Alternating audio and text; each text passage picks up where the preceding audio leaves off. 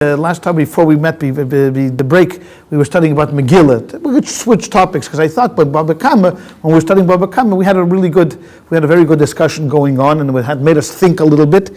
So this is the second of the three gates. The first one we studied is Baba Kama. Baba meaning a gate. Kama first, which is Aramaic. It's not Hebrew, it's Aramaic. Baba Metzia, the middle one, and Baba Basra, the latter one. So we have three gates, which encapsulates basically all of the laws of acquisitions, torts, partnerships, these things. Money. It deals mainly with money and business. So the first one we went around as we were studying about the laws of torts, damages. One animal and another animal, this and that. But what do you do? The shur, the muad, the regal. Remember all of that stuff if you haven't forgotten that. Right? Okay. This one is going to be a little bit different. We're going to talk about ownership. Now, Judaism in general, if we had to look at the Torah and describe it in modern day terms, political or economic, you'd have to say that by far the Torah is pretty much capitalist. It's basically based on a capitalist system with a few caveats. I mean, there's nothing wrong with making money as far as the Torah is concerned. You can make as much money as you possibly can. There's nothing wrong with it. With the expectation that you will share. I mean, there's some voluntary contributions, and then there's some mandatory contributions, such as for the high priest and the priesthood, that you have to give them 24 separate presents, for them. So there was a little bit of socialism mixed in, but by far, I would say that it was pretty much a capitalist system, pretty much capitalistic system. Now in a capitalistic system, we have this idea of what we call property, that we have ownership over property. Now we talked about that last time in great length, that is responsibility of us to watch our property, because that's one aspect of it. But how does one acquire property? What do you do to acquire property? Now we came into the land of Israel, everybody got a piece of land, they tilled the land, they farmed the land. Property is theft. And then they kind of did business, they sold their goods, and that's the way an economy got going in the land of Israel. And with that, there were people that acquired stuff. Now, you go out there, you buy a suit. How do you acquire the suit? So there's a number of different ways of acquisition. One is certainly through money. I mean, you can buy a suit and you give the guy money. There's a transaction that. But that's not all. That's not all. There's barter. That's not all. I just want to read to you from one of the chapters, one of the first chapters of, this is Maimonides. This is the book of actual law. Just to give you an idea, and this is the book of what he called kinyan, of acquisitions. How do you acquire something? So he says, you can't buy something just with words. Just by me saying to Tim, I'm selling you this watch, doesn't mean anything. It doesn't mean anything. I could then renege without any retribution. Just because I guarantee that I'm going to say, I might be a bad guy, and I might be a no-goodnik, but there's no responsibility on me to follow through on the transaction. And there's even more, it is nothing that Tim could say about the watch that he has any ownership in the watch whatsoever. Even if witnesses come and testify that I guaranteed, you all heard me say to Tim that I'm going to sell you this watch. Tim then comes along with the money, and I say, no, I renege, there's no retribution. It says, Bayis zani meichelach, this house I will sell for you. Yayin zani meichelach, the wine I will sell to you. Eved zani meichelach, the slave I will sell for you. Uposku hadomim, we even came to the point where we actually agreed upon the price. We even agreed upon the price. V'rotza lekeach, and Tim said, the buyer said yes. V'aymer kanisi says, I will buy it. V'rotza meicher, and the seller also wanted to. V'aymer macharti, and says, I will sell it. V'amru le'edim, and then they said to the two witnesses, Hevelenu edim, be for us witnesses, shemacher zeh v'lokach zeh, that this guy sold and this guy bought. Hareze eini klum. This means nothing. It means absolutely nothing. Doesn't mean anything. It was as if there was nothing between them. There was nothing ever said. The fact that they agreed upon and witnesses came and they test nothing. This is also true about a present. One accepts a present. So if I say to you, Pierre, I'm leaving you over my new sneakers that I just bought, the Kobe sneakers, because I'm very mad at him now, Doesn't mean anything. I could always renege on that gift. Okay. Now, how do you acquire something? There has to be some kind of a physical transaction. There has to be something that has to be done, either giving of money or you taking the article. So if I say to you, Tim, I'm selling you this piece of paper, and Tim then goes ahead and takes the physical paper to him, that already now is his. Now that's enough to be his. Because once already it was physically, shake hands is a tkiyas kaf. That kind of guarantees it, but not yet. Now that's not, puts that in ownership. Kind of binds me to it, but you still do not have ownership of it. Meaning if it falls, if it breaks, if something else happens to it. Isn't it like a contract? Now, if you sign a contract, that's something else. But just verbally means nothing. You heard him say it means absolutely nothing. I intend to make copies of that paper. What? Or else you could say, I intend to make copies of it. Yeah. Does anybody want coffee? Is there anybody who would like coffee? Here? Okay. Right. Okay. So, because Tim, so how do you acquire? So he says there's a number of different ways how you can acquire. One is, for example, land. We talk about land. How do you acquire land? He says there's one of three ways you acquire: kesef, money; shtar, as Pierre said, with a contract; or bechazaka. Or if I live on your land for 3 years without you saying anything, it's called rights. I have rights. So if let's say Pierre owns a piece of land and I decide, I go to the land and I sit there for 3 years and I work it and I till it and I take the produce and I sell it, and no one ever said anything to me. Pierre never made any kind of a macha. He never objected to me being there. It's mine. It becomes mine. Because people will say, what? Common law. Wow. Right. Okay? And This is from the Talmud? yeah, this is all gleaned from the Talmud. This is all gleaned from the Talmud. Written by Maimonides. No, but he only takes it from the Talmud. Because we're going to see. He's more of not an interpreter, but as a codifier, meaning that he went through the Talmud and read through the Talmud, and there were arguments. So let's say one guy said you could buy it this way, another guy said you could buy it this way. So he codified it all, and then he arbitrated, meaning he had to make a decision. Either he's going to agree with one or he's going to agree with the other. So he decided he's going with this, and he based upon his writings, based upon his teacher, based upon the others. I mean, there's a whole system that goes into how you come to the conclusion that one of these three ways. So in the early settlement of Israel, when the Turks were the absentee landlords and Arabs were the indigent people living on the land, but the Turks then sold land to the Jews, how would Maimonides have ruled on the validity of the acquisition of the land? Go ahead, run that by me one more time again. So the Turks were absentee landlords. Turks owned the land. Okay. The Ottomans were there before the British. Okay, so you're talking, okay. Yeah. So you're talking about and you're talking about like in 1900. Okay. A Jew comes to Israel in 1900. Okay. Okay. And in the meantime, there could have been generations of Arabs that were living on that land. Now They were owned by the absentee owner, and then that absentee owner sold land to the Jews. So you're not talking about how they acquired it. You're talking about your question is more, how were they allowed to sell the land? The question is not how did, in what matter? Maimonides, because that's a different. Okay, that's a good question, because that's a little different than what we're talking about here in ways, because your question really is, I'm a manager of your piece of property, and then I go ahead and sell it to Helen. How can I do that? That's really the question. Not so much in the details of the acquisition. How was I allowed to? Obviously, I'm not allowed to sell the land. The question there was, who really actually owned the land? Was it the Arabs, the indigenous people that were living there, and the Turks kind of were overseeing the land, or was it a matter? I mean, that would really have to be the question asked, because if it was the Turks who actually owned the land, they actually owned it, then no one has a right to sell the land that's owned. But the question is, how did the Turks get it? So the Turks steal it from the previous owners who stole it from the previous owners. Then maybe the land belongs all the way back to the first Jew that bought the land. I mean, those questions kind of linger. Whose land is it? Yeah, we'd say yes. But For so many years, and Yeah, that's a rule of 3 years. Right, There's a chazaka that they were there and do that. Okay.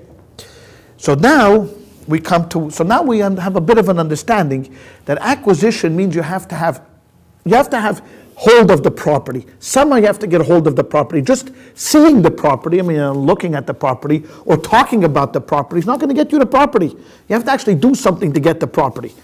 Even further, he says that if you want to buy something, right? From the Torah's point of view, he says that if you gave the money already, so as we go back, I'm selling Tim this piece of paper, he pays me the nickel that this is worth. So from the Torah's point of view, biblically, he owns it already. As soon as he gave me the money, he owns it. Physical, because you gave me the money, I took the money, you own it. But the rabbis instituted that you should not really acquire it except if you take possession of it. Meaning you got to actually take it to yourself, lift it, draw it to you. You have to grab a hold of the physical property. Just the fact that you gave me the money does not yet make you the owner. And I can even have the money in my possession. So how do you get hold of land? Okay, so land is different. Land, I said, is different. Land you could buy. Land you could buy with money. The only matters metaltalin, only movable objects. Movable objects. So if I buy you a cow, excuse me, I'm reverting to my French. If I sell you a cow, okay? If I sell you a cow and then you give me the money, what are you going to do? You're going to grab the cow by its muzzle and you're going to coax it to come towards you. As soon as it walks with you, it's yours. But as long as you haven't done that, the deal could still be broken. Okay? Now we have, in a big city, we have many people that are walking around with a number of different things in their pocket or other matters, and they drop it, right? They drop it. Oh, Jerry, you want to give the poor guy a hand? He's going to spill that coffee all over the... Oh. Daniel, you okay? Yeah. All right, good. Okay, so now we have an issue here. What's the issue? A guy walks, he finds something in the middle of the street, and now what do we do with it? What do we do with it? Whose is it? So this becomes a whole, thank you very much. So now this becomes an entire question of who owns it now. You mean a movable object? A movable object. We're not talking about land. Land is very hard to steal. Yeah, you're walking in the middle of the street, you find a shirt. Okay? Like a shirt's a shirt. but Oh. a dollar bill isn't. Okay, wait a second. Hold on a second. Is a shirt identifiable? So we have to think about it. So we look at it. We recognize. So there's a name. Hey, is there a name? No, there's no name on it. Of course, if there's a name with an address and a phone number, you know what you have to do. You have to call up the person and return it. This is the mitzvah called Hashavas Aveda. You have to return a lost object. Okay, and it tells us clearly in the Torah that if you find a guy's animal wandering in the street, wherever it may be, you have a responsibility of going to the animal, taking it to your house, keeping it in your house till you find the rightful owner. And that could take a week, that could take a month, but the whole time you're feeding the animal, and that's part of the mitzvah. Okay? But we're not going to be dealing with finding an animal tonight. We're going to be dealing with finding a shirt. Okay? Because you're walking in the street, you found a sweater, or you're very happy, you pick up the sweater, and you look in the sweater, it says Kirkland inside on the label. You know what Kirkland is? Yeah. Everybody knows. Well, who's Costco. Yeah. If you look at my shirt, I think I put on a Kirkland shirt this morning. Okay? So Kirkland, there's no way to know. How could you possibly know how many Kirkland shirts are sold in the United States on a daily basis? Thousands, probably tens of thousands of shirts through Costco are sold. So there's no way to identify it.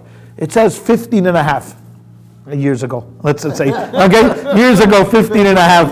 Yeah, okay? So that's also, what does it mean? Nothing. Okay, so it means that a small guy owned it. Okay. That's 15 and a half. That's name is 15 and a half. Yeah, if you have a guy called 50 cents, you could probably have a guy called 15 and a half. Okay? Then you keep going, no identifier. Long sleeves doesn't say anything to you. So you take it and you go home and it's yours. And then you hear somebody say, now, next day. if you hear the last day you lost a shirt, if you hear the next day in the marketplace that someone lost a shirt, then you ask him what size, what it is, gives identifying things, then you give it to him. So there's all rules and regulations that doesn't deal with in the first chapter, but it deals in the second chapter of when you have a responsibility of announcing it, quote unquote, going to the marketplace and putting up a notice and saying, I found X, Y, and Z, and then wait a certain period. If no one comes to claim it, it's yours. If someone comes to claim it, give us identifying, I beg your pardon, a dog, a cat, these things. And so, money is going to be very hard. I mean, if you find money in the street, I mean, how is someone going to be, unless it's wrapped up in a binding, and the guy can tell you that he made a special knot, and then of course you give it back to him. But otherwise, if you find a $20 bill in the street, it's basically yours. I mean, you can keep that without any hesitation. Okay, so pretty much this is what it is, and that's how the rules and regulations. And we'll get to when you have to and when you don't have to get there. Okay. You're walking down the street on a sunny day, and you see a talus. Okay, now talus doesn't mean it could be a prayer shawl. It could be something you wrap yourself into. Anything could be called a talus. You grab it. You think, look at that, a talus. I found a talus. My lucky day today. As I'm about to reach for the talus, my good friend Jerry on the right also sees the talus, and he goes after the talus too. Both go after the talus. I scream, what the heck are you doing here? I saw the talus first. He says, no, I saw the talus first. I saw the talus first. And we both grabbed the talus. We both grabbed. See, if I keep saying, I saw the talus and he grabbed the talus, who do you think is going to get the talus? Of course he got the talus. But if we both grabbed the talus and we're holding on to the talus, okay? Now I say, I saw it. He says he saw it. I grabbed it first. He says he grabbed it first. What are we going to do? Let's go to court. We go to court. So that's what the Mishnah is dealing with, okay? And the reason why I brought up the Maimonides is to show you that just talking about it and seeing it and thinking about it is useless. You gotta have possession. What do they say about 99% acquisition is 99% of possession, right? Possession, that's what it is. You have it, it's yours, okay? So he says like this. So let's pick up the Mishnah. Two guys are holding on to a garment. Okay, they're holding on to the garment. If you want to follow along, you can either do the Hebrew or the English, or you could just listen to me, whichever way you feel more comfortable. Yeah, chapter 1. You see what it says, chapter 1, the first Mishnah. This one argues, I found it. And the other guy says, I found it. Both are claiming, and there's no identifying parts to the talus, because obviously if there's identifying things, it doesn't make a difference if 100 people found it. No identification qualities, it's ownerless, and both guys claim that they found it. This one says, all of it is mine. I saw it first, I grabbed it first, and while I was holding it, Jerry came and grabbed it out of my hands. And Jerry says, I had it all. I grabbed it, I held it, and then Perelmuter behind my back swung around and grabbed a piece of it. So I'm not giving up anything. I claim that all of it was mine. I saw it, I grabbed it, I held it, and Jerry says exactly the same thing. And neither of us are giving an inch. Neither of us are compromising. So what do? We come to court, and the rabbis listen, and we're still both holding on to the talus. Neither of us is giving an inch of the talus. So he says, Zeh Yeshava. So Abba, Perelmuter, you swear, we're putting an oath on you, that you do not own anything less than a half. Minimum you own is a half, nothing less than a half. And Jerry swears that he owns nothing less than a half. And then we split the talus. Okay, we split it in half, meaning that since we can't come to a compromise, neither one, so we're going to split the talus in half. It's like Solomon, half a baby's no good. That's right. Half a talus. Half a talus. So what do we do? So now the rabbis say you have two options. Either you sell it to a third party, or the two of you will have to, what if we can't come to I want it. And he says, you buy it off me, you buy it off me. So what the court is going to do is, you give me the talus, sells the talus, they split the money. That's what they'll put in. What? No. We get to split the money. If we can't come to some kind of an understanding, the court says, okay, split it now. Go split it. No. You won't cut that. You won't cut. No, because that's going to be. But either Jerry will pay me for half, or I'll pay him for half. I mean, somehow we'll have to come to some kind of reasonable understanding. If we can't come to a reasonable understanding, then what we're going to do is, Kenny, because you came late, you sit next to the mashpat. That's it. You sit next to me. So then, could I have a copy, please, of each one copy each, please? Thank you very much. Okay, we'll start with this. We'll start with this one. So now, that's in the case where me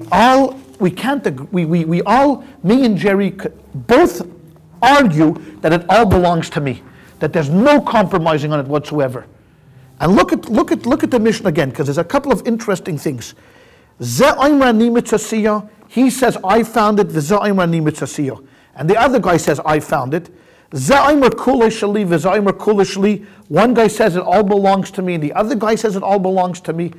Seems to be that the mission is a little long-winded. The Gemara is going to ask, why did it have to be so long-winded? It could be much more concise in its arguments. Why do I have to say, I found it, it all belongs to me, etc.? But there's a reason for that. If neither of us want to compromise, that means both of us are definitely claiming that there is no chance in the world that I own less. I own it. It's mine. I saw it. Jerry, you grabbed it out of my hand, and he says, flyer. I had it, and you grabbed it out of my hand, and we don't want to compromise at all. Then we swear that you don't own anything less than a half. The minimum is we're going to have is a half. He swears that he owns nothing less than a half. Well, you're in the Bezdin. You're in the Bezdin now. Now, you can't take an oath outside of Bezdin. Only court can impose an oath upon you. Okay? Now, okay? You have to do what the court says. Right. Now, Rashi says this is only true if both are holding on to the talis. Okay? Dafka oichsin. That's what it says, shnayim oichsin b'talis. Both are holding a talis. If one of them is holding the talis and the other guy is running after him, it's too bad. You know, I don't care what the guy who has possession owns it, right? How can they both go to court holding it at the same time? I don't know. It's a funny kind of a case, but they're not letting go. They're not letting go. So they go to. There are people that will not let go. They're not going to compromise. No one has anything stronger than the other. No case. If one of them has it in his hand, right? If one of them has it, now I say, you know what? I had it, but Jerry, you know, was bigger than me, and he flipped me over, and I slipped, and he grabbed it. But now Jerry has it all bundled up under him, and I have no possession of it. The rule is, and this is we're going to hear over and over again, Hamaitzi mechaveroi olav haraya. Hamaitzi mechaveroi, if I want to extract money, olav from a friend, olav on me, haraya is the burden of proof. So you know when I'm walking down the street and I see Mark has wearing that sweater, and I said, you know what, that's my sweater. You know, I lent it to you a couple of weeks ago, and Mark says, well, you nuts or something? It's probably another Mark, because in our show is Baruch Hashem full of Marks. And he says, no. I say, that is my sweater. And so, okay, so what's the court going to say? And I say, no, I want you to, and I send him a notice, and I sue him for my sweater. What's the court going to do? If I want the sweater, I have to bring proof. And proof could be a number of different, either I have a contract. If I have a contract that states, you know, Mark says, you know, I borrowed the sweater from you and it's signed, then obviously I bring it to the court. Or if I have witnesses. If I have witnesses that I lent him the sweater and he hasn't given it back to me. But if both of us are holding the garment, no one has any upper hand. Okay? Okay. The Gemara is going to later ask, why do we need this oath? What do we need an oath for? I mean, why doesn't the court just say, okay, are either of you ready to compromise? And we say no. Paul, is it disturbing you? Are you hearing the singing? Should we maybe move next door? Is it open next door? I mean, because we can. Would anybody mind? It's nice background music. You like the that? Jesus. What?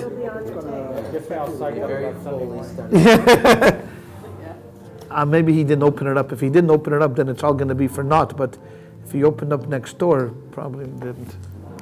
What year was this? What year? What's this? It's locked. I'm sorry. Sorry. Can you tell whether it's going to interfere with the sound? Well, I hear it, it's there. Well, you're going to pick it up on your microphone, Oh, yeah, right? it picks up, it's very sensitive. Yeah. It picks up more than what you actually hear here. Oh. Okay. So we'll just have to pay stronger attention. And double Okay. music. Right. Okay. So now Pierre asked a question. What year was what? The Talmud? No, I mean, this interpretation. Okay. So the Talmud, what we're studying right now was finished in the year 475 of the Common Era. 475. That's a long time ago. Right? Long time ago. In Babylon.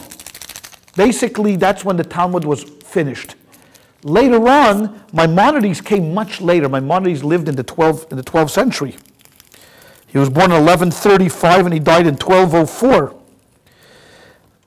The period between Maimonides and the completion of the Talmud, there was a number of different rabbis that were called the Gaonim, the leaders and the heads of the great yeshivas in Babylon, where they interpreted the Talmud, went through the Talmud, scanned the Talmud, and came up with rules and regulations. Because you see here, we're going to see here in the Gemara, there's going to be arguments. One opinion is going to say this, one opinion is going to say that, and therefore that's why we need codification people like Maimonides. It's an amazing system. It's unbelievable. Okay? Now we have another case. Okay, so the first case is pretty understandable. I grab it. Jerry grabs it. We both claim in our minds that it's ours. We split it. What happens now? A different case. Ze omer kole shali. I say it's all mine. Ze omer, and Jerry says Hacia shali. Only half is mine. We both saw it together, and I grabbed half, and you grabbed half. But I'm not willing to give that up. I say it all belongs to me. Jerry, the nice guy, thinks he's going to come to court, he's going to be nice, so the court is going to say, oh, you're such a nice guy, you claim that you only got half. Don't think so. No, that's not what happens. What happens is, I'm me, I'm the guy who doesn't want to give an inch, and I say it all belongs to me. Nice guys finish last. That's right. Yeshava, I take an oath, she'ein loy ba pachas mishloisha chalakim. I take an oath that I don't own less than 75% of it. That means certainly Jerry already gave me half. He already admitted it that half belongs to me, right? All we're doing really is arguing on the second 50%. So the second 50%, we look at, like in the first case, the entire. So in the second 50%, I say I own it. Jerry says he owns it, so we split it. So I immediately get 50% plus 25%, and Jerry, the nice guy who thinks that the court is going to be nice to him by admitting that he only owns 50%, is going to only get 25%. So I take an oath that I own 3/4. For I'm a and he, Jerry, who claimed that only half of it belongs to me, Yeshava, he swears that he owns nothing less than 1/4. Zen Untitled Chapter. I take 3/4, v'zen noitel ravia, and Jerry gets 1/4. Okay? So why did this case come along? To teach you that even if you think that, you know what, you're going to be a nice guy and you're going to come into court and you're going to say, you know what, I only grabbed half. As long as I'm not willing to give up any ownership, as long as I claim that it all belongs to me, if you just acquiesce to me 50%. You just said, thank you very much, Rabbi, here's 50% of the talus. And now we're all going to argue on the other 25%. That doesn't mean to say that you should lie in court. The Mishnah is not telling you that, you know what, you should go ahead, and even if you're grabbing half of it, but because here, I might be holding 3/4 of it. Right? If I'm holding 3/4 of the garment, and he's only holding onto the tzitzis like 1/4, then he could only claim that he only has a half of it. Okay? So that's... So let's say you and I were struggling over this this garment, and we each claim it. And I said, well, let's not bother going to court. Let's just split it. Did I just no give up my 50%? No, you did not give up your 50%. No, what you say to me means nothing. It's all what you argue in court. Because if I say, well, no, I don't want to. I found it. So you say, okay, you know what? I tried to be, because this only comes to court if you can't make a compromise. I mean, a normal thing to do would be, okay, I saw it, you saw it, we both grabbed it, reasonable people, 50% is better than nothing, right? I mean, let's say the talus is worth $100, you're going to get $50.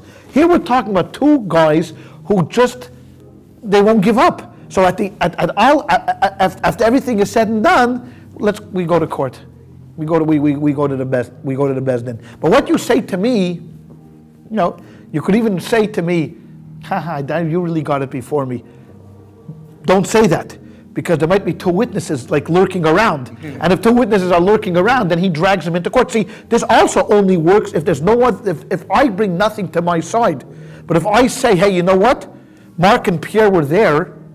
They saw me, right? Did you see me grab the talus? Then Jerry jumped on it later on. And both of you will nod with your head because you'll be getting $25 worth of the talus later on. And they say, sure, Rabbi, we saw, after davening, we saw the talus. Jerry came in later on the deal. Then I don't have to take an oath because I'm bringing proof. I'm bringing witnesses that I told you that story, right? What did you say? You said what? Being a nice thing to somebody, you're saying, you grabbed it first when they didn't really. Oh, but I was just making a joke. But if I really grabbed it and they saw me really grab it, then they come. But you know what? But there's always I've told a story. The guy wanted to prove what kind of people, what kind of congregants. Well, the rabbi story is a long one, but the kind of congregants we have. So this guy rolled into town, and he had no one to give the money to hold for Shabbos, and he was afraid to keep it in the hotel. So he went to the rabbi's house. The rabbi said, "Listen, I don't know you. You don't know me. Let's sign a contract.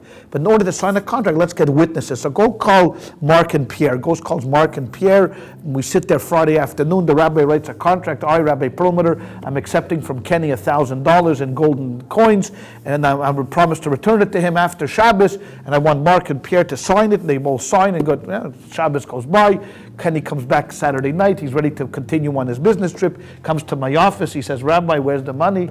I look at him, I say, what are you talking about? What money? What money? Where money? Kenny says, Rabbi, I was here Friday afternoon. What are you, Friday afternoon? I was busy. I went to the mikvah. I went shopping. I put the cholent in the cup. I don't know what you're talking about. I never saw your money. He says, but Pierre and Mark signed the contract. Pierre and Mark, who's Pierre? Go get them. Because Pierre and Mark comes to the room. It tells the rabbi. Rabbi says, Pierre, Mark, this guy, Kenny claims I took $1,000. Is it true? They both deny it. What are you talking about? Friday? We weren't even here Friday. We were busy going to the mikvah, running around. Kenny's devastated. Okay, so I say, Mark, Pierre, thank you very much. They leave. Kenny walks out the broken-hearted. I mean, the guy trusted the rabbi and broke. Not only broken-hearted, but also broke. So as he's down the road, the rabbi opens up the drawer and he calls Kenny, says, Kenny, here, take the $1,000 of gold. So Kenny says, so if you had the $1,000, why didn't you give it to me? He says, I just wanted to show you what kind of congregants I have. Right? I mean, that they deny. You see, so that's what you were saying. You're saying, wink, wink, you come to court and you testify that I grabbed it, Jerry will cut him out of the deal, each guy gets 25. Okay, but that's, but that's, we're not talking about doing that, God forbid. Okay? Okay, now we have another case. So this is all dealing with a garment. What happens? What if two of them were riding on top of an animal? Or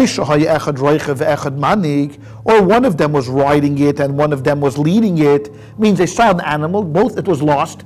Both of them jumped on the animal at the same time to claim ownership, because just seeing it and saying, hey, look, a lost animal doesn't do anything, but both ran and they jumped on the cow at the same time. Or one of them jumped on the cow and one of them grabbed the muzzle, or they grabbed the horns, or they grabbed anything that from the animal, and he was leading it and one guy was riding it, and both of them claim exactly the same moment they both got it.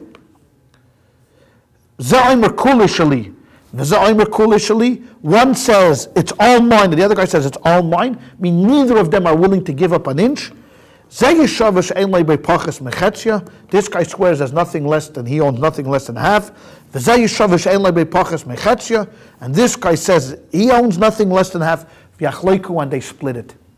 Now why does the Mishnah have to add this component, this case? Why does he have to add this case? So think about it just for a moment. Okay, just think for a moment. In the talus, we both grabbed the talus. Okay, we both had physical ownership of the talus. We're pulling it back and forth. The animal is already a little different. The animal is walking. It's a living thing. It's not so easy to grab a hold of the animal, so both of us jump on it. Okay, by the fact that we jump on it, what have we done? Kinda. We've made a physical acquisition of the animal. I grab it. Okay, so now it's different than having to physically grab a hold of the animal and picking it up. How are we going to carry a cow to Besdin? I mean, good luck to both of you. I mean, I'd rather give the guy the whole cow if that was the rule and regulations. But now what happens is, the other case is one guy is on the cow and one guy is leading the cow.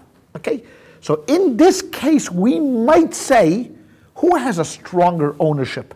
The guy who's leading it or the guy who's actually sitting on the cow?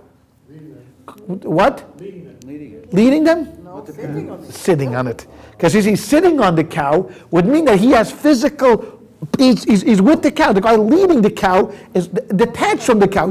He has the rope, he has this, but the guy sitting on the cow is actually, looks like the owner, right? He's sitting on it. But the guy who's sitting on could be younger than the guy who's leading it.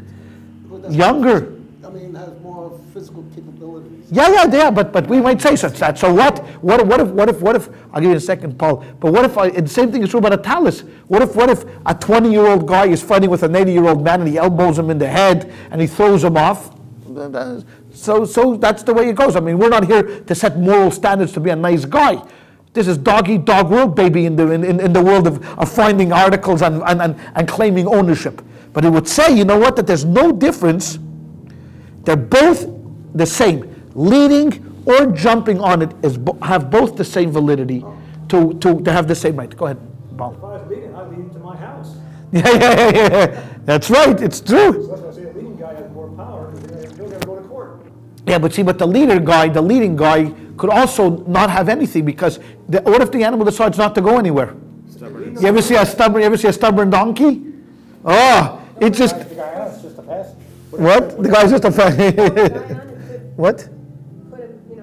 Put his spurs or whatever. Right. To his ribs and make him run. You can also make him run. No. Or something. And then he goes, don't get it, we already went through that. Knocks over a pot in the street. I don't want to be responsible for the damage. You know what? Don't worry. Don't think that that's not a case. I mean, we're laughing, but what if there's an ownerless, and then you took ownership of the animal and it damaged somebody. Yeah. Now, thank you very much. Who saw? No, Jerry, you saw it first. Didn't you see it? It was yours. I wasn't even there. What cow? You see? Yeah. You see, there's already a different case because if you start screaming, "Hey, I wrote it," how you wrote it? You wrote it right in the, you're right into a problem. Right into a problem. So, so you can imagine how the rabbis, they had to be well versed in all of these rules and regulations because you came into Besdin and the rabbi had to listen to this case and had to listen to that case, and then an oath was something that wasn't administered very freely. I mean, they took it very seriously at the time of the Talmud. I mean, they told you, listen, if you swear, it's a sin against God. What you're doing, don't swear falsely, and you're going to swear falsely. So but today, who takes oath seriously today? I mean, you go to court, you raise your hand to affirm. Some people take it, but Hashem will remember. Hashem remembers. But that's good. But that's good if everybody feels that way. See, the system works if everybody feels that Hashem will remember. If you live in a secular world that you take an oath means who cares that you don't believe that God is really okay. You're doing it because the bailiff is there and he's forcing you to raise your hand. Fine. Kabbalah, it'll happen. Oh. Hashem will make I agree with you. I'm just saying that this works better if people are God-fearing. Oh, yeah. Then they think twice about it. But if someone doesn't care, he just takes, sure, what's it? If you have more money than God, what do you care? Right? You have to worry about an oath. What's he going to do to you? I mean, but this only works here if you are a God-fearing person and you realize the severity of taking a false. So why they did that is they put the fear of God into you. So think before you make an argument. Are you sure that you grabbed it at the same time as Jerry? Are you sure that you want to go through with this? Are you sure you don't want to compromise? if after everything is said and done and still two stubborn guys, I mean, think how stubborn you have to be, because you're not going to win anything more. You're not going to be very good friends then. No, you're not going to be very good friends, and you're not even going to win anything more. It's not like if you come into court and say, no, I'm telling you, Rabbi, I had it, and Jerry says, I had it, and there's no witnesses, you're not going to win more than half, right? At the end of the day, you're only going to get half, so why not compromise? Why be so stupid, pay court costs? Because by the time you finish with paying court costs, and you pay the rabbi, and you do this, and you do that, and then you have to go and have to appraised, you're going to be left with bupkis. But you know what gets involved here? One small word. It's 3 letters. The first is E, and the last letter is O. Thank you. It's an ego. It's an ego trip. Guy will not allow himself to say that he lost it. No, I'm sorry, I'm not compromising with him. I saw it, and I'm telling you, and I did it. What? And you can't say you're sorry. And you right. In the principle has got us into a lot of trouble. Principles. And especially no guy not going to ask for any directions. That was Moses' problem. If we would have asked for directions, we would have been there in 2 days. If guy were absolutely refused to ask which way to Israel, it was a male. His GPS wasn't working. I said that God He took told Southwest. What? I'm just joking. God did tell him. God was the one that did. I'm just. Okay. Then the Mishnah finishes up like this. Bizman shehei moedim, if both agree, and they both say yes, okay. After court tells them, listen, you know what, some guys are being silly. What we're going to do is we're going to administer an oath. So why don't you just now agree, and okay, so they get them to agree that they're not going to take anything less than the half. Or if one of them has witnesses, then they split it without an oath. You see, because the oath might be, what does the court do? The court says to me, okay, Abba, come on, be realistic. I mean, you're not going to get more than half anyways. So I think to myself and I say, okay, you know what, maybe this is a bluff. What I'm going to do is I'm going to bluff Jerry out. I'm going to bluff him out. I'm going to say, no, I want to swear. Jerry's going to say, well, okay, he doesn't want to swear. Maybe he'll swear. So I might take the hard road, even though I know that I'm only getting half, but I take the hard road trying to intimidate him. Say, no, I'm going to swear. That's right. I'm going to swear. I want to swear. So Jerry might think, he might be more frum. So he might say, well, I don't want to swear. Now, the moment he says that, what happens? Who gets it? The whole thing. I get the whole thing because Jerry doesn't want to swear. So he walks out of court and I get the whole thing. So I might be playing the hard line, because you might ask yourself, isn't it silly? Why would guys want to go to this length? You're only going to get half anyway, so why bother with the oath, holding a Sefer Torah, the whole 9 yards? I mean, it's because I want to bluff him out. Now he might want to bluff me out and say, I'm not taking the oath, and I might think to myself, maybe, okay, but either if the best thing to do is to admit it, split it in half without an oath, and then you go, okay? So that's the Mishnah.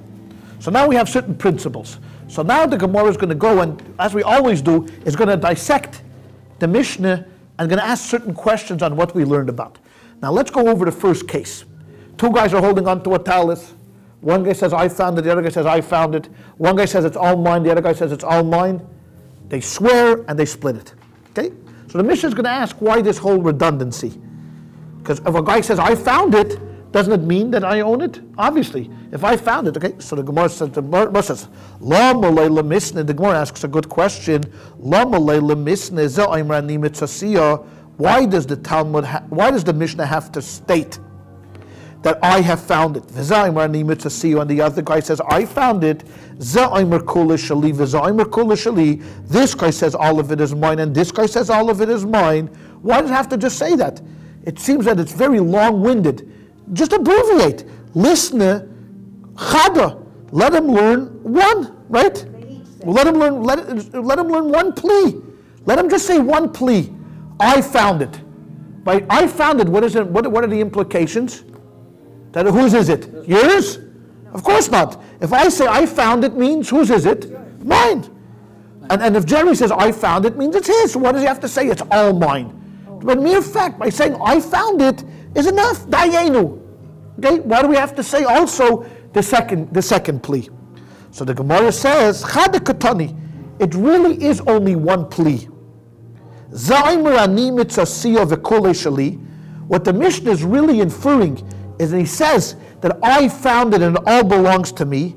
And he says, Ani mitzasiya v'kulei shali, that I found it and it all belongs to me. So the Gemara agrees that it's all really one plea. It's not two separate pleas. It's really one plea. So then the Gemara says, if it's one plea, so why do you need to? So why did the Mishnah say that? The listener. So let him say, Ani mitzasiya, that I have found it. V'anoya daina, and I will infer from this. I will know the kulei shali, that it all belongs to me. Why does the Mishnah have to say, I have found it, and then I say it all belongs to me? If the Gemara agrees that it's really all one plea, let him just say, I found it, and I know. You know why? So he says like this, Itane, if I learned ani mitzasiya, that if all I said in the Mishnah was, I have found it, that I come to court and I say, I found it. Hava mina, I would think, my mitzasiya, what does he mean to say, I have found it? Re'isa, I saw it, right? I saw it. Because when you see something, look at that, those clothing under the table. I saw it, so automatically I feel that I already have some ownership in it. The mere fact that I saw it, I meant to say I found it, I saw it. Well, you might have said it wrong. Okay. It could be, I saw it first. I saw it, and I think maybe it belongs to the fellow who just walked off the bench. Maybe I should go find him. In other words, But that won't help you in your argument. But that could be the next logical thing after I found it. but that's why. Right, that's why I found it isn't enough. That's what he's saying. Yeah. That's exactly what he's saying. Now you're agreeing with the Gemara. You're just giving meat to the argument. Means that he's saying ani mitzasiya, that I found it. Re'isi, I saw it. Afal gaf, even though it did not come to my hand, like Kenny said, I saw it first. That would be a good argument. I saw it first. Like, don't we always say that? Beriya ba'al makani. And I would think that the mere sight gave me ownership, just because I said, hey, you know what? I want to acquire that. I want to get that. Tanya, that's why he has to teach us kulei shali, that I also say it all belongs to me. Not only did ani mitzasiya, not only did I find it, but all of it is mine. Why? The beriya leikani. Sight does not acquire. The fact is that we walk into a parking lot at a car lot, and you saw the baby blue Lexus, and I saw the baby blue Lexus, and there's only one left on the parking lot, and you run and I run, and you said, Abba, don't dare touch that because I saw it first. You know how much that gets you? Zero. Nothing. Riya ba'alma loy koni. Riya in general does not acquire. Just doesn't acquire. But does it give me, what about? No. Well, two people fighting over something. Hold on 1 second. 1 second. Kenny, go ahead, please. No. It was about, you see something in the store and you're fighting over it. I saw it first. It's mine. Doesn't help. Mine. Doesn't help.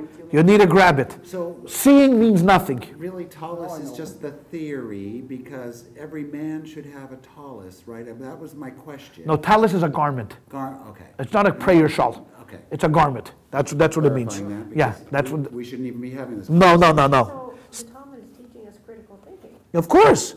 That's what we're thinking. That's what it's all about. It's trying to really sharpen your thinking. Rabbi has to think, okay? Because maybe seeing is something. Maybe the fact that he saw it maybe gives him some kind of an advantage. Maybe not a whole advantage, but maybe he gets a 10% advantage, maybe a 20% an edge, something. You know, I scream out, hey, look at that, a tallis. And then I try to run to the tallis, and Jerry runs for the tallis. He's faster, quicker, better, good shape. Stupid! Me. What did I open up my big fat mouth for?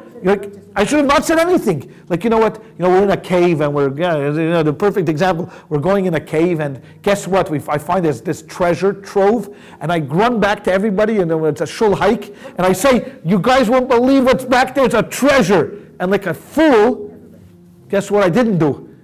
Anything. I just told everybody, and they all run, and I'm stampeded over because In America, no one cares about a rabbi, and they stampeded over the rabbi, and everybody grabbed the money, and then over an archbishop. they were anything. And you know what? And then I come there, and guess what? The treasure trove is empty. What do I get for announcing it? A yasher koach, a handshake. Thank you, Rabbi. You did a wonderful job. But 10% back to the shul. But seeing is nothing. Now the question is like this. Now, see, the question is a little different. Because since we say seeing is nothing, I will show you a case. Why do we even have to go into it? Because it would seem obvious, right? It would seem, just by seeing something, you really couldn't acquire anything, because that could happen every single day. But let's take a different kind of a case, okay? I live on Amelia, okay? Across the street, or my next door neighbor, houses are here very close to each other, decides he's knocking down his house and he's going to build a 5-story house. Now, I go to court and I say, I don't want this guy to build a 5-story house. I say, why not? Why? Because I like the suntan on my porch. And now, till now, the guy was level with me. Now he's going to be towering over and he's looking right into my porch. What?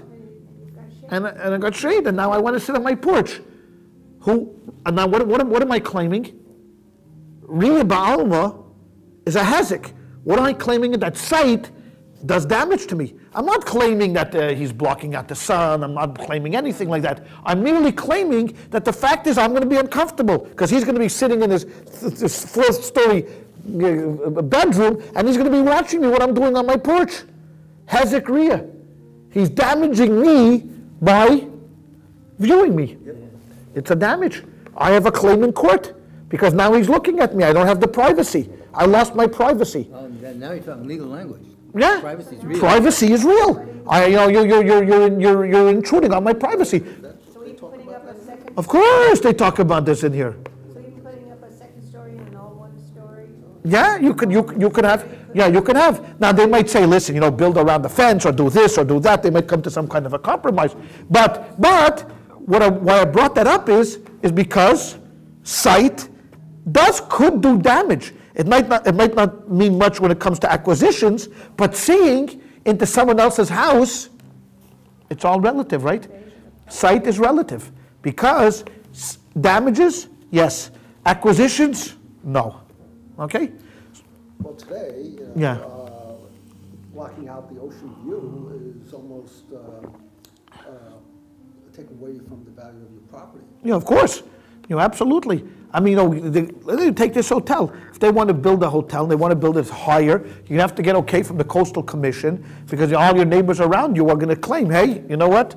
You're devaluing our property. We have that all the time, because we have line of sight to the ocean. So every time they want to build a house on a vacant property, then it upsets somebody's view, and they go to the planning commission, and it's a whole. It's a whole business. Yeah. It's a whole business. There's nothing to talk about. Because privacy, now here's a little different because here we value water. The closer you are to water, it's a higher value your house is going to be. So what he's actually doing is he's actually causing damage to the value of your property, this guy, by blocking it out. But invasion of privacy is a claim.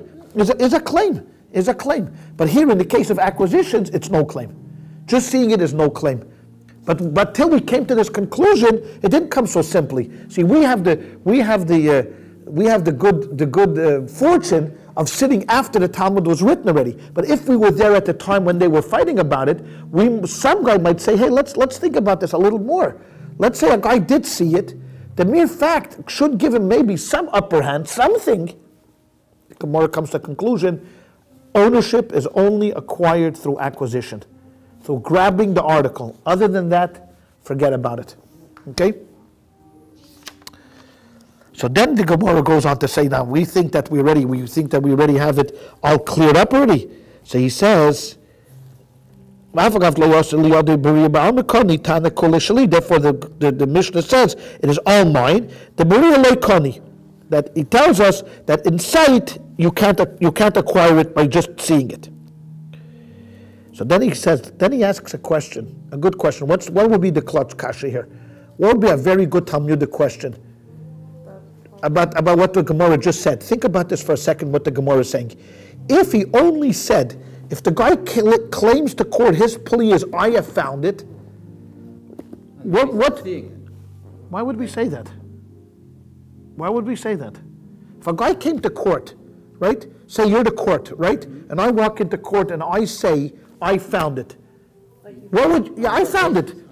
Oh, now you're interpreting the Gemara wants to interpret that if only I said. Remember, if the only plea was I found it, what would we interpret it to be? That I found it through sight. Why? How does that? How does one mitzvah see you infer that? Why? If I come into court, think about this. Forget about what we just learned now. Think about this for a moment. Okay? You are in court. You're the judges in court. Okay? I come in and I claim I found it. What are you going to think? What do you think? What are you going to think? You're talking about you found a few signs. No. Forget about what the Mishnah just said. Forget about what the Gemara just said. We're starting from scratch. Me and Jerry walk into court. We're holding it. Okay? I say I found it. What do I mean by this? That you discovered it. What? That you grabbed it. Of course. Why would the Gemara even try to interpret that mitzvah would mean sight? Where do we get that from? You see, that's what the Talmud is. You have to remember that you can't take anything for the Talmud for granted. Just because the Talmud says something, it wants you to critically think about it. We said that if I walked into court, the reason why it has to say Collage, Alee, why I'm making two pleas, is because the first plea would infer that I could find it through sight. Why? Okay, so I have a challenging question for you. Yes. Let's take it to Hollywood. Okay. I had a vision for a motion picture. I saw it. I wrote it first. You plagiarized me. Those. Oh, that's but plagiarizing. That sure that matters because you wrote it. It was my idea first. I heard the words first. I think if you did not put it in writing, you'd have a very tough time arguing in front of a judge. If you put it in writing, it was my idea first. It doesn't make a difference. You can't patent ideas. You gotta have to write it down. I'm just trying to. Yeah. I saw it versus I No, heard it. but it's a good idea. No. What if we did this? What if we did this? Okay. You know what? One night, Purim night, we're all sitting around, and we're having a few l'chaims. And we're sitting around and we're saying, you know what, we just read the Megillah. This would be, and I say, you know what was my creative ideas that I have, this would be, what a motion picture this would be. Wouldn't it be great? We can get Johnny Depp as Mordecai. We can get Ray Fiennes as Haman. He was a good Haman. And Julia Roberts. No, not Julia Roberts, forget it. We only go for, you know who could be Esther? There's only be one actress. No. Oh, here we go. There's only one actress could play Esther, and that's, you know who? None other than Scarlett Johansson. You know Scarlett Johansson? Oh, you see what he just said? You know what he just said? You know who Scarlett Johansson is? Does anybody know who she is? Jerry knows who she is. What can he? Right? You would think she's a shiksa. But thank God for the Forward newspaper of about 4 weeks ago that wrote a whole story about her grandmother, who's a Jewish woman in New York, who had a daughter, Melanie, who moved to, I guess, Sweden or Denmark. I mean, she comes from one of the, Johansson would be, no, the mother is Jewish, found a shagitz, right? Had a kid. She turns out to be this bombshell. I mean, a blonde, a beautiful, beautiful girl, and she's Jewish. Grandma's saying, thank God for lineage. I'm telling you. Translation that you're talking about? No, that's the girl who played in it. Not the whole, not the movie. Who cares if you see it? But we're, what? Oh yeah. So now you have if you want to watch a good movie, Match Point is a good movie because it has in it a lot of. It's like a Talmudic movie because it has a lot of ins and outs and a lot of anguish, turmoil. Now, I'm not telling you to see it or not see it, but it it was a pretty good. If you have to waste 2 hours, it's not a bad way to waste 2 hours. The ending is going to be it's a shocker. It's a good one. And then Andrew. So we're talking about. So we said this. So we're talking around the thing, and we're saying, it would be so great. We can get all these guys to play and everything like that, and we come up with the whole script, and I'm excited. Okay, then I wake up the next morning, it's after Purim, I have a little hangover, a lot of mashke, was being drunk that night, and I forget about it. A year later, I give a look in the paper, what is it? Kenny Schlesinger produces Purim in Baghdad, or Purim in the... Purim at the shore. And I created all the characters, gave it meat, and this guy went ahead, wrote the script, sold it to, you know what I get out of it? Zero. What is the treasure in the cave that you told us? It's the same thing. It's the same thing. If I didn't put it down on paper and put that OC on it or whatever you get it, it's trademarked, it's worthless. It's worthless. There's nothing, you know how many times in Hollywood people have come up with the same ideas? A million different times. So guy This weekend, what? the Poseidon Adventure, redone. Yeah, same things. Yeah, that's the same thing. It goes over and over and over again. That's the way. Look, a guy is suing Dan Brown for when he wrote the Da Vinci Code. He's suing him thinking, I mean, years ago he had a thing. Yeah, go. Let's see. Across the street from where I was working at Arco, some guy drove a car into a bunch of middle people, and people said people were going in the air like 10 pins, they said. It's terrible, killed some number of people. And he said, I hated to do it, but I had to call the attention of the Supreme Court to the fact that Michael Jackson has stolen all my songs and given them out as his. It's the only way I could get attention. They won't listen. So this guy was a crazy, obviously. Yeah, he was crazy. I mean, unfortunately, I mean, but even if he wasn't crazy, he had no legal. Yeah, so of course, yeah, and of course. But no, but this is you talk about intellectual property things that are going on. So here, so the Gemara is going to ask a question now. Why do we infer seeing? I mean, why are we going to say that they're seeing? So he says like this. And this is what Rabbi Noi said. And if you found it, because now he's quoting a verse from the Bible. Okay, meaning that there's a case, you saw an animal and then you found it, you have to take it home. So what does umatzasa imply? The asur liyadi mashma, that it came to his hand. So here we bring a good proof that matzasa, the word finding, doesn't mean seeing it. It means actually physically grabbing it. So if it's holding it, then again we go back to the original question, why do you need Collage Alee for? Why do you have to go, I have found it and all of it is mine? No. Forget about that. Just grabbing the talus. We're still at the talus. So if I'm arguing that finding it is just grabbing it, we go back to the original question. Nobody will think you confine yourself to seeing. Yeah, exactly. No one will think that, because Rabbi Noi said that the word matzasa, the word finding it, immediately infers holding it. Not sight, holding. Sight is out. And, so that's true. So the Gemara says, and that's true. Umatzasa dekra, the finding it in the verse, the asur liyadi mashma. In biblical terms, finding it means possession. Umiu tana lishna ba'alma nokat. But our Tana, the author of our Mishnah, used a popular catchphrase, and finding it umidechazalei, meaning that in the vernacular, in the popular saying, when someone says "I found it," could possibly mean sight. Some scripturally illiterate person might misunderstand. Exactly, that's what it means. That's what he grabs. Okay. So how would this work with land? Land. I see it. No, land. I saw it. No, land you can't hold on to. Land you have to acquire. We learned in the beginning of the class, we talked about how you acquire land. Right. Only through money, a contract, or squatter's rights. Those are the only three. Now, what would happen? Kenny has a question. You know what? The court says, because of non-taxes that Kenny didn't pay, the field that's found on 6400 East PCH is I've got so excited. Is hefker, is ownerless. But they can do that. The courts can take away ownership from you. Now what do? How do you acquire ownership? So if I run there and I put up barriers, or I put up a fence, or I plant something, I did something to the land, as much as I can grab, I grab. That's it. But not seeing it.